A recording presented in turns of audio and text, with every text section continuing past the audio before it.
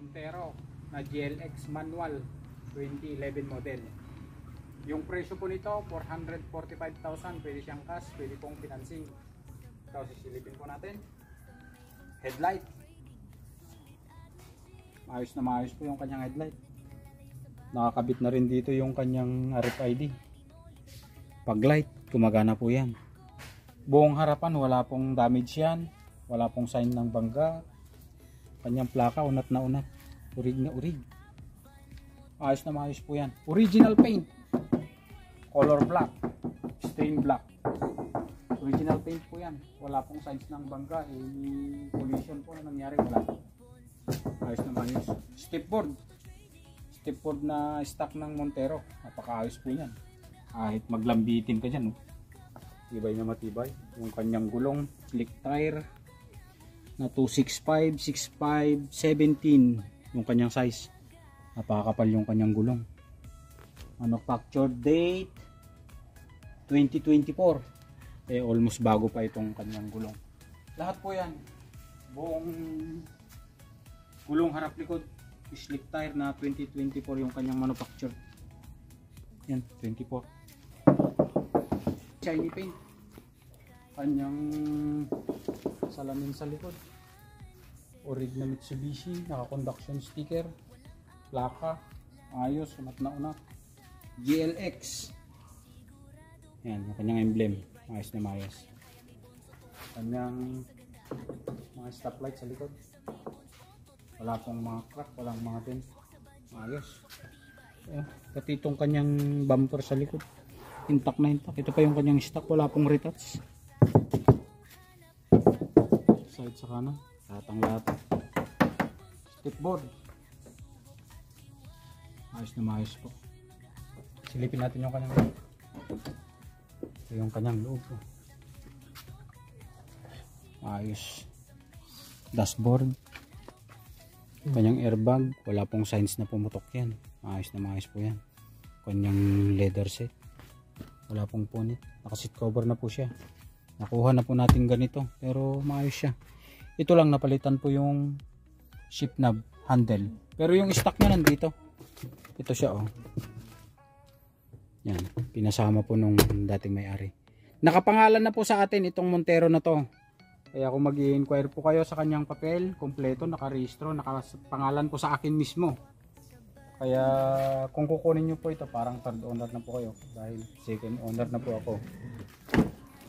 Ito yung second row. Kanyang legroom, maluwang.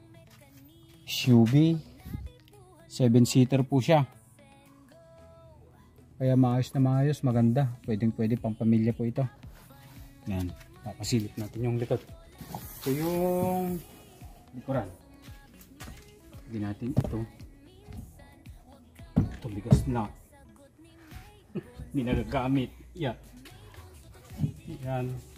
Tapos ito.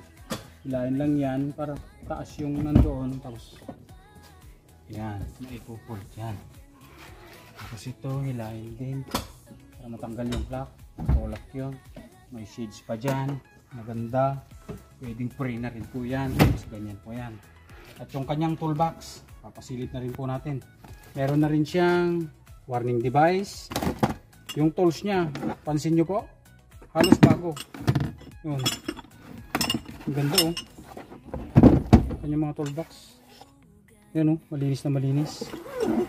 Halos hindi pa nagagamit tong kanyang mga tools. Yung kanyang ano dito, jack, bagong bago, halos hindi po ginamit. 2011 model pero ang kinta po. At yung kanyang spare tire dito, silipin po natin, may takip. Yan, oh. Yan yung kanyang spare tire, makapal pa. Start natin para makita yung kanyang odo. Ang odo po nito 76,678. Pwede po kayong magdala ng scanner para po sa inyong assurance. Start po natin. Ayan. Aircon, Napakalamig po ng aircon nito. Yan o, may secret pocket siya sa gitna. Kanyang stereo gumagana yan. Ayan o.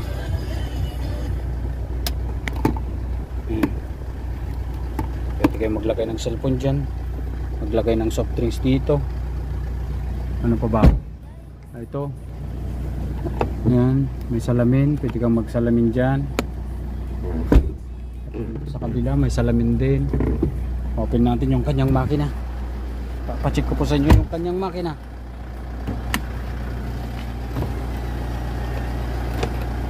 Yan. Yung kanyang bintana sa kabila gumagana po lahat yan.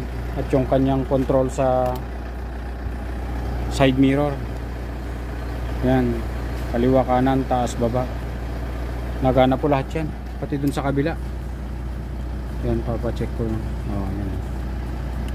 Taas baba gumagana po lahat yan. So open natin yung makina.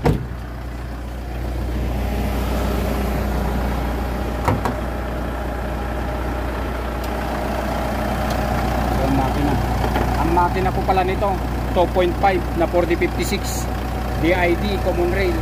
At yung battery po nito bago, naka 24 months warranty. Yung kinuha kasi natin to, nagpapalya yung kanyang battery dahil sa katagalan na, kaya pinakita na natin ng bago. Ayun, maayos na maayos siya. Lipstick, wala akong tagsik yan, walang tagas.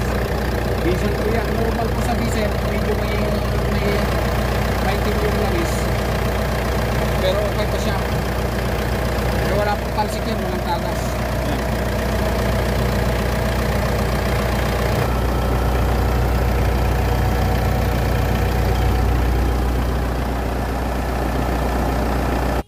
Interesado po kayo dito sa ating GLX na Montero manual 2011 model, diesel 4x2 4056 engine. Ano pa ba?